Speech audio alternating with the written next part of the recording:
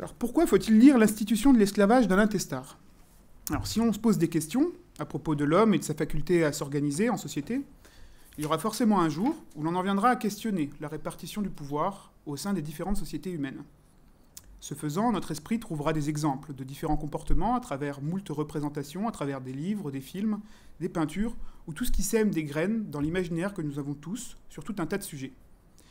En parcourant ce catalogue de pratiques humaines, celles nous apparaissant comme moralement discutables, la question de la morale toujours, ou extrêmes pour nos âmes fragiles, sont celles générant le plus de fantasmes, et sont donc très souvent mises en scène de façon magnifiée, exacerbée ou binaire même. Le cas de l'esclavage, qui nous intéresse aujourd'hui, est un exemple frappant, car rien qu'en évoquant ce simple mot, c'est l'image d'un maître ventripotent, gras et repoussant qui nous vient à l'esprit, accompagné d'esclaves maigres et chétifs, qui auraient le dos rougi par de nombreux coups de fouet. Un monstre et plusieurs victimes. Alors tout de suite, le bien et le mal s'invitent à la table de la compréhension de ce phénomène, et beaucoup se positionneront, à raison sûrement, contre ces mauvaises pratiques jugées souvent comme barbares ou d'un autre temps. Alors le bien et le mal, c'est très bien, ça permet d'éviter bien des souffrances quand on agit, mais ça n'aide pas forcément à comprendre un sujet sur lequel on se questionne. Au contraire même, ces considérations nous poussent rapidement vers des conclusions expédiées, de peur d'entrer profondément dans les sujets qui nous bousculent le cœur.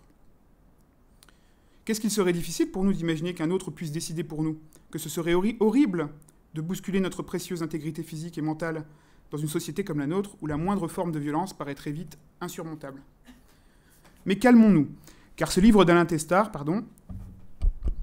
intitulé L'institution de l'esclavage, vise à nous aider à mettre de l'ordre dans tout ça, à travers un travail de définition étonnant de précision. Au fur et à mesure du livre, le lecteur est accompagné à travers ce que Testard tente d'expliquer, et tout est raconté de différentes manières pour qu'à la fin de l'ouvrage, le lecteur, indépendamment de son parcours intellectuel, dispose d'armes ou d'outils conceptuels pour appréhender la vaste question de ce que peut être l'esclavage. Toujours à travers une démarche didactique, dans le chapitre 4, intitulé « Ce que merci veut dire », l'auteur renseigne le lecteur, de manière amusante, sur l'origine de certains mots de la langue française, que tout le monde utilise au quotidien sans savoir de quoi ces mots sont chargés tant historiquement que symboliquement. Le mot « merci », que nous entendons chaque jour après un service rendu, est passé au crible par l'auteur. Testard nous rappelle alors les expressions dans lesquelles le mot « merci » est employé, comme par exemple, c'est des expressions d'autrefois, être à la merci de, être réduit à merci, être corvéable à merci, etc., etc. Employer le mot « merci » auparavant, c'était comme demander grâce ou demander pitié. On parlait alors de demander merci. D'ailleurs, pour illustrer un petit peu ça, alors c'est un exemple anglo-saxon, dans le film Braveheart, un film de et avec Mel Gibson, qui raconte de manière romancée l'histoire de William Wallace, on voit Wallace qui refuse de prononcer, en anglais cette fois, le mot « mercy » ou « pitié » à son bourreau, et préfère endurer les pires tortures avant de mourir, plutôt que de prononcer les mots qui feraient de lui, et donc de sa cause, les esclaves de la couronne d'Angleterre. De simples mots, mais qu'il faut donc choisir avec soin, en fonction de qui on s'adresse. Toutes ces expressions que je vous ai évoquées, parmi d'autres, renvoient donc à des relations de soumission et de dépendance, qui sont bien éloignées des contextes dans lesquels nous employons le mot « merci » aujourd'hui. Cet éloignement, qui en devient presque drôle une fois qu'on le remarque, renvoie à une dimension quasi métaphorique, comme Testard nous l'évoque à la page 150. Je cite, vous l'avez au-dessus, « Ce qui hante le mot « merci » et les expressions linguistiques qui lui sont liées, c'est le fantasme de l'esclavage pour dette, ou la possibilité ou la crainte d'être réduit en esclavage pour un bien reçu. » Nous reviendrons très rapidement sur ce qu'est l'esclavage pour dette. Mais en attendant, attention toutefois à ne pas tout confondre. Ce n'est pas parce que certains mots sont employés qu'ils font la réalité. Testard ici parle bien de fantasme autour du mot « merci », et il n'est pas question de dire que faire preuve de politesse en société fait de nous des asservis ou des maîtres. Gageons simplement de garder à l'esprit, pour plus tard, que les mots que nous utilisons ont un sens, ainsi qu'une histoire, bien qu'il ne soit pas nécessaire d'en connaître les détails pour les verbaliser. Car comme chacun le sait, parler, c'est communiquer, et communiquer, c'est transmettre des messages à autrui. Le mot « merci », au-delà des aspects que nous avons évoqués, est employé dans des contextes sociaux récurrents et permet, en une seconde une seule, de s'acquitter d'une dette que représenterait par exemple un service rendu, comme le fait de tenir la porte à quelqu'un qui arrive, ou de prêter son stylo à une personne l'ayant oublié. on remarquera tout de même que ce mot est devenu banal et qu'il se retrouve aujourd'hui bien insuffisant quand il s'agit de solder ce que serait une vraie dette. Il serait alors absurde de simplement dire merci à quelqu'un qui nous sauverait la vie, par exemple. Merci suffit donc pour les petits services du quotidien, mais n'en reste pas moins indispensable. Car oublier de dire merci, peu importe dans quel contexte, ferait de nous instantanément le pire des goujats. Après avoir abordé ce petit point autour des mots, revenons-en au concret, à la question qui nous intéresse. Alors, pourquoi faudrait-il lire ce livre, et quels brouillards seront éclaircis une fois ce dernier parcouru? Pour répondre à cette question, je vous propose, avec moi et surtout avec Testard, de nous poser d'autres questions. Une des premières questions que nous pouvons nous poser, c'est de quoi parle-t-on quand on parle d'esclave? C'est quoi un esclave? Est-ce un être humain dont la vie dépend de la volonté d'un autre être humain? C'est une définition simple, dont on se satisfait souvent, mais qui n'est pas satisfaisante ou opérante d'un point de vue théorique. Pourquoi? Parce que si l'on se fie à cette simple définition, chaque enfant pourrait alors être décrit comme l'esclave de ses parents. Ce qui n'est évidemment pas le cas. Serait-ce alors le niveau de cruauté qui serait déterminant pour juger si un individu est bien l'esclave de son maître? Bon, vous me voyez venir, évidemment non. Car même si un maître demeure bienveillant avec son esclave, et heureusement il existe aussi des maîtres bienveillants avec leurs esclaves, il n'en demeure pas moins des maîtres. En somme, ce n'est pas le fait de faire ce que l'on veut d'une personne qui fait de cette personne un esclave, mais bien le fait de pouvoir faire ce que l'on veut d'une personne. Ou, pour résumer, je peux tuer mon esclave, mais ce n'est pas parce que je peux le tuer que je vais forcément le faire. Mais d'où vient ce pouvoir? Qu'est-ce qui donne le droit à certains hommes de posséder d'autres hommes? Certains proposent des définitions philosophiques ou morales, mais Testard, bien que ne négligeant pas ces aspects, invite à porter notre attention loin des théories généralisantes pour nous inviter à questionner ce qu'il y a autour des apparents maîtres et des esclaves. Car ce qui est percutant quand on lit Alain Testard, c'est de constater qu'il semble faire preuve d'une très grande rigueur à travers la manière qu'il a de définir ce dont il parle. Il s'agit ici quasiment de mathématiques, au sens où les sujets qu'il aborde sont définis à travers une apparente volonté d'éviter toute confusion entre deux termes apparentés. Ici, il faut découper au scalpel les mots, l'étymologie de ces derniers, mais pas que. Il faut décrire également leurs usages et les situations dans lesquelles ils sont employés. En quelque sorte, il faut remettre le théorique dans des contextes vivants et réels pour capter les implications des différents acteurs vivant en société. Difficile alors de rester en surface et de parler simplement de maître et d'esclave, sans décrire en quoi l'un est l'esclave et en quoi l'autre serait le maître. Et surtout à travers quel contexte nous pouvons observer ces relations de pouvoir. Car le contexte, pour Testard, est peut-être ce qu'il y a de plus important, pour comprendre ce que peut être l'esclavage et surtout ce qu'il n'est pas. Alors on peut se poser la question, mais qu'est-ce que n'est pas l'esclavage? À travers son ouvrage, Testard nous met à disposition différents exemples ethnographiques ou historiques de cas pouvant, dans l'imaginaire commun, être apparentés à de l'esclavage, pour ensuite nous expliquer pourquoi ça n'en est pas toujours, même s'il est tentant d'y coller l'étiquette. Ainsi, Testard nous propose, par exemple au chapitre 3, de comprendre avec lui la nuance qu'il peut y avoir à travers un phénomène tel que la mise en gage d'une personne. La mise en gage d'une personne, qui est une pratique répandue en Afrique et en Asie du Sud-Est, plus largement, c'est quelque chose que l'on peut faire ou nous voir imposer lorsqu'on contracte une dette à un créancier. Alors, imaginons que je sois extrêmement pauvre, à la limite de la ruine, et que je ne puisse plus subvenir aux besoins de ma famille. Voilà. Bon, je ne vais pas rester comme ça à attendre la mort, et il faut agir pour survivre, et rapidement. L'une des solutions qui s'offre à moi est de m'endetter auprès d'un riche voisin qui, lui, pourrait assurer au mien de ne pas manquer, par exemple, de nourriture. Je vais donc aller voir ce riche et lui demander s'il est possible de lui emprunter une certaine somme d'argent, par exemple, ou une forme de richesse, du moins. Pourquoi m'en donnerait-il, sans la certitude que je puisse un jour le rembourser? On ne rigole pas, là. On parle de richesse, et il est difficile d'envisager prêter sans qu'aucune garantie de revoir un jour son argent n'existe. Vient alors l'utilité de la mise en gage d'une personne. Pour vous le dire ce que c'est, à celui qui prête l'argent, on met alors à son service un membre de sa famille, comme une sorte de caution, entre guillemets, que l'on ne pourrait récupérer qu'au moment où on se présenterait pour rendre à hauteur le montant de la dette contractée. Pendant le temps de l'endettement, le créancier peut donc alors disposer de cette personne, qui peut par exemple être mon fils même, si c'est moi qui ai contracté la dette, je peux mettre mon fils au service de mon créancier, et le créancier peut alors disposer de cette personne qui est désormais corvéable, le mot est lâché, à merci.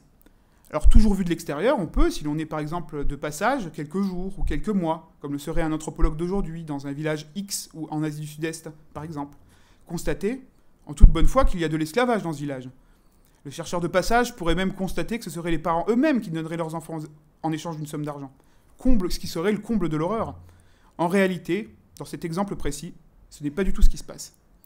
Car si c'était ce qui se passe, celui qui emprunterait au créancier serait alors instantanément acquitté de sa dette.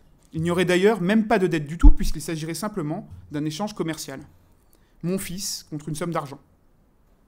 On parle donc ici de la mise en gage, puisque le gagé n'a aucun pouvoir sur le remboursement du prêt, et n'a d'ailleurs aucune autre valeur que celle d'une garantie. De fait, il peut travailler des jours, des semaines, des mois, des années, ou même toute sa vie, pour celui qui a prêté de l'argent, que cela ne diminuerait en aucun cas la valeur du prêt pour lequel il a été mis en gage. Mais si le gagé est à la merci du créancier, et que cela peut durer des années, voire une vie entière, est-il pour autant un esclave du créancier ? Pour répondre à cette question, il nous faut observer l'ensemble de l'organisation sociale des membres du village qui nous intéresse. D'où viennent les hommes et les femmes, dépendant d'autres hommes ? Sont-ils originaires du village ? Le sont-ils tous ? Quels mots sont utilisés lorsqu'on s'adresse à eux, lorsqu'on parle d'eux, etc. Testard, à travers la méthodologie qu'il propose, nous rappelle que les classifications indigènes, inscrites dans la langue, ne sont pas du tout à négliger.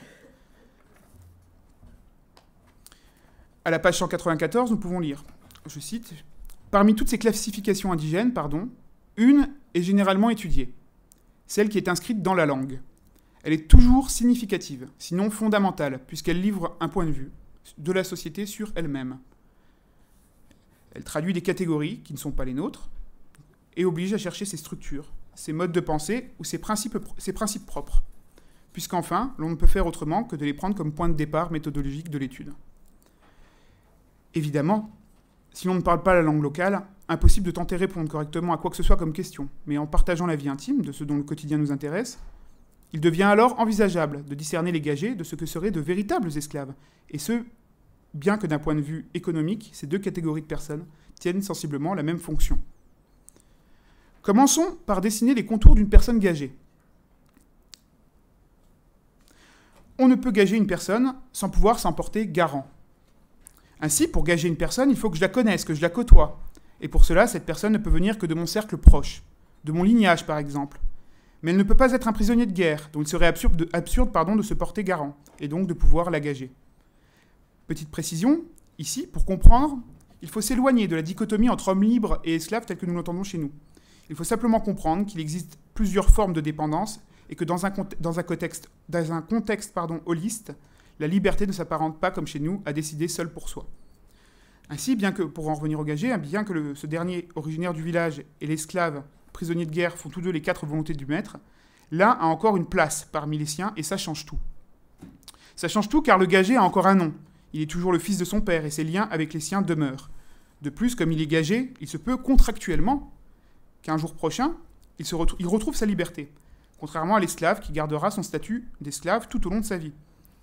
Alors évidemment, il existe de nombreux cas où des esclaves sont affranchis, mais cette possibilité ne fait pas partie d'un contrat, oral ou écrit, explicite ou implicite, et ne peut être que la résultante de la bonne volonté du maître qui souhaiterait rendre la liberté à son esclave.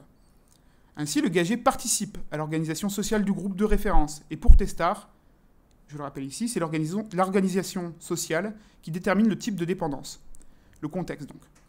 Le gagé peut donc se marier selon les coutumes en vigueur dans son groupe d'appartenance et avoir des enfants également intégrés au groupe. L'esclave, comme le définit Testard, et je vous en fais part ici, vous le voyez également au-dessus de moi, peut alors être décrit comme un exclu de ce qui compte dans l'organisation de la société. En l'occurrence, dans les sociétés traditionnelles, il est un exclu des relations de parenté. Contrairement au gagé, il ne peut prétendre au mariage, comme le feraient les autres villageois, car il se retrouve alors dépossédé de son potentiel à participer à son propre groupe de référence. En quelque sorte, dans ce contexte, l'esclave, contrairement au gagé, n'a plus aucun autre rôle que celui de servir son maître, plus aucune autre perspective. Il est donc dépendant, mais aussi et surtout un exclu. Alors Testard ne nie pas qu'il existe des cas où un maître déciderait de marier une esclave qui lui appartiendrait. C'est un cas qui peut arriver, mais il nous explique que ce n'est pas parce que ça existe que cette pratique fait système. Le maître fait bien ce qu'il veut avec ses esclaves, mais s'il souhaite en marier un, ou en général une, il n'aura de fait pas à payer une quelconque prestation matrimoniale à qui que ce soit, et le mariage, bien que ne pouvant constituer une sorte d'ascenseur social pour la mariée, n'est alors que l'expression de la volonté de son maître. En tout cas, cette différenciation entre gagé et esclave aide, il me semble, à illustrer cette question de ce que peut être un esclave et de ce qu'il n'est pas. J'en profite ici pour vous joindre une autre constatation, également relatée dans l'article « Les prestations matrimoniales », publié en 2002 et coécrit par M. Testard, Mme l'écrivain et M. Govorov. Ce constat part également d'une observation que je peux résumer ainsi à travers une nouvelle question. Pourquoi, dans les endroits où l'on paye le prix de la fiancée, on pratique également, généralement, l'esclavage interne? Alors avant de répondre à cette question, il faut rappeler ce qu'est le prix de la fiancée et ce qu'est l'esclavage interne. Le prix de la fiancée, pour faire court, est une prestation matrimoniale en cours dans de nombreuses sociétés africaines, ou vivant, en tout cas, dans le sud-est asiatique. Africaine ou sud-est asiatique, pardon. Il s'agit d'un montant à fournir à la famille de la mariée pour pouvoir en épouser la fille. Ce montant est souvent corrélé et équivalent au prix du sang, qui est le montant que l'on doit payer après avoir ôté la vie du membre d'un groupe, si l'on souhaite éviter des représailles. Alors par prix, dans ces deux cas, il faut entendre compensation, car dans les deux cas, on compense la disparition d'un membre du groupe. L'absence d'une fille à marier pour ses parents, par exemple, ou l'absence d'un membre décédé. L'esclavage interne fait écho à l'histoire du gagé que j'ai évoqué précédemment. Mais ce n'est pas exactement la même chose. Par interne, il faut comprendre interne au groupe social de référence. Le mot esclavage, qui constitue l'expression esclavage interne, est un abus de langage et représente en réalité les membres endettés d'un groupe qui sont au service d'un puissant. L'esclavage interne est à différencier de l'esclavage donc externe, qui est celui qui est le plus largement représenté dans toute forme de littérature ou de représentation visuelle. Ça peut être par exemple un esclave pris, un prisonnier de guerre par exemple.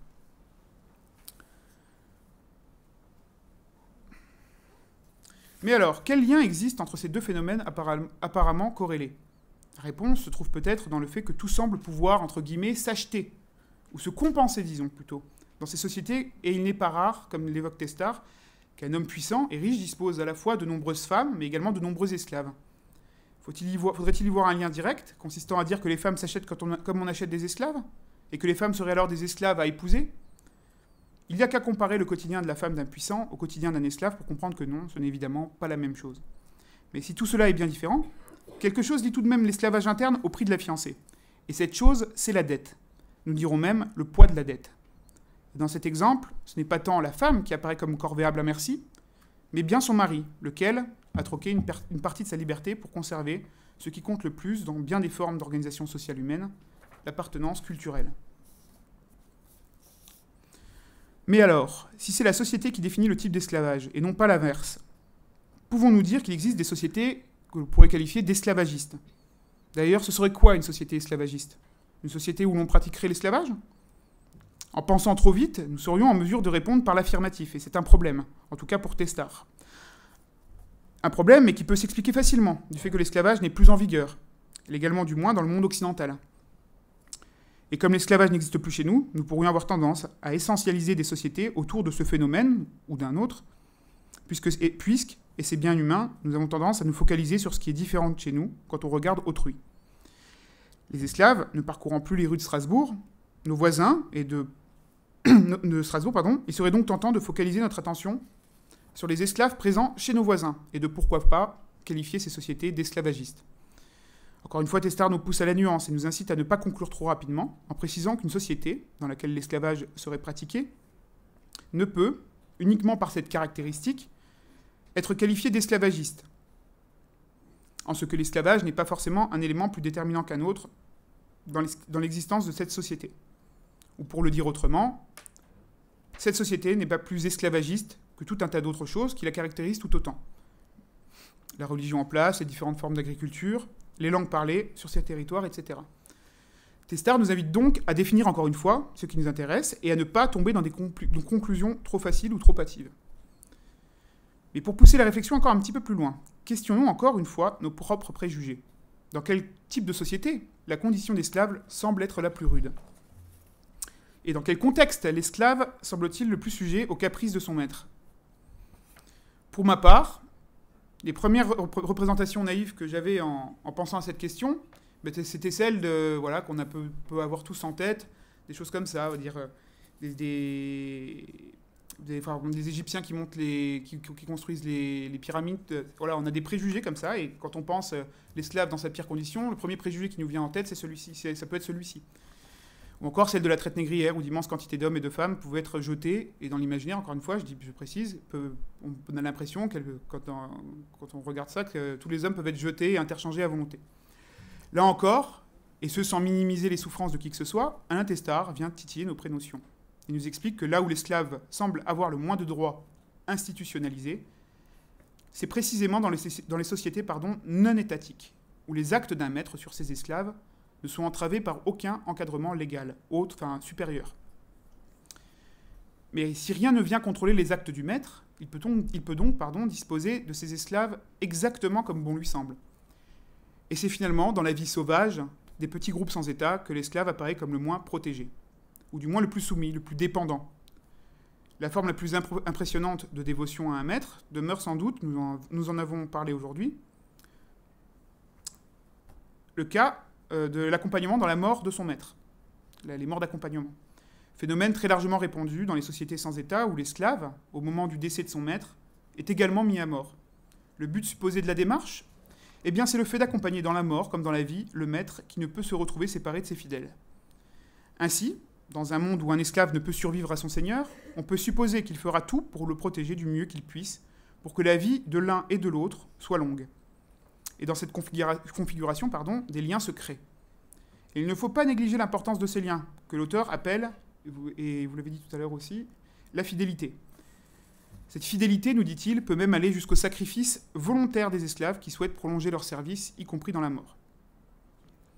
Rappelons-le, un maître est quelqu'un qui peut tout aussi bien protéger ses esclaves que les détruire. Il a droit de vie ou de mort sur ses hommes. Ce que nous dit Testard, c'est que contrairement à ce que notre imaginaire nous renvoie comme cliché, c'est en fait dans les sociétés les plus despotiques que la condition de l'esclave semble être la plus régulée. Ce phénomène fait écho à ce dont nous avons parlé tout à l'heure. L'esclave, à la différence du gagé, par exemple, est un exclu du groupe social de référence, et donc, de fait, ne peut être le sujet d'un despote, comme le serait un homme libre. Mais alors, si l'esclave ne peut être la propriété que d'un seul maître, qu'il n'a pas à répondre aux volontés du despote au-dessus de son propre maître, qu'est-ce que cela peut générer comme problématique ? Je ne vous fais pas un dessin. Le despote a tout intérêt à établir des stratégies pour contrôler, ou du moins avoir la mainmise, d'une manière ou d'une autre, sur cette quantité d'êtres humains présents sur son territoire qui, par le fait qu'ils soient exclus de la hiérarchie, ne peuvent être à son service. Il convient donc pour le roi ou l'empereur d'améliorer leurs conditions, ou plutôt de tenter de limiter l'emprise des maîtres sur leurs esclaves. En poussant la réflexion en ce sens, on se surprend à comprendre que le fait d'abolir l'esclavage n'est pas une décision uniquement basée sur des valeurs altruistes ou égalitaristes, car transformer des esclaves en hommes libres, c'est surtout faire de l'ensemble des hommes d'un territoire des sujets du chef au-dessus des chefs. Cette approche explicative nous permet également de comprendre le succès de l'influence des principales religions monothéistes, que nous connaissons tous, par exemple le christianisme ou la religion musulmane, car ces deux religions dites du livre ont en effet comme caractéristique d'interdire l'esclavage interne, ou l'esclavage co-religionnaire. Énorme intérêt, et double qui plus est. D'un côté, les esclaves deviennent des hommes libres. Super, on n'est plus des esclaves, on est des hommes libres. Et de l'autre, le grand chef s'assure que l'ensemble des hommes sur son territoire deviennent ses sujets, directs. Ce qui limite les conflits entre deux villages voisins d'une même religion. Par exemple. D'un point de vue économique, il devient également possible de taxer ceux qui hier étaient des esclaves insolvables. Et en captant plus de richesses, le despote limite également l'apparition de grands hommes qui pourraient constituer pour lui une potentielle menace, etc., etc. En somme, un despote, qu'il soit un petit roi ou un grand empereur, aurait tout intérêt de conseiller à l'ensemble des esclaves sur son territoire, et comme par hasard, jamais sur le territoire du roi ennemi, voisin par exemple, que cela pourrait être une bonne idée de commencer à briser leur chaîne. Désormais, et pour conclure, je souhaite vous faire part d'un ressenti tout à fait personnel en vous disant que lire ce livre et le découvrir pour la première fois, quand on est étudiant, eh bien, ça laisse une marque. Ça laisse une marque parce qu'un sujet qui sacralise autant les réactions des uns et des autres, comme pourrait le faire l'esclavage, et puis comme l'esclavage est traité ici, pour la première fois à ma connaissance, se voit décortiqué, illustré, défini et surtout nuancé. À aucun moment, Testard ne propose une formule toute prête à penser au lecteur, et toujours ce dernier est invité à penser par lui-même. Alors évidemment, il est question pour l'auteur de proposer de nombreuses pistes, toujours pertinentes, mais qui n'enferment pas le sujet de l'esclavage à travers des réponses, qui viseraient à clore le sujet traité. Alain Testard ne confisque jamais l'objet de son livre, et essaye toujours d'emmener le lecteur sur le chemin de son raisonnement. On comprend, en parcourant cet ouvrage, que pour comprendre ce qu'est l'esclavage, il semble indispensable de définir les points de vue desquels on l'analyse. Le point de vue du pêcheur et le point de vue du poisson, en somme. C'est quelque part, pour moi en tout cas, la marque des grands livres, en ce qui nous invite à décaler notre regard pour mieux voir et mieux comprendre ce qui nous intéresse. Merci. Merci.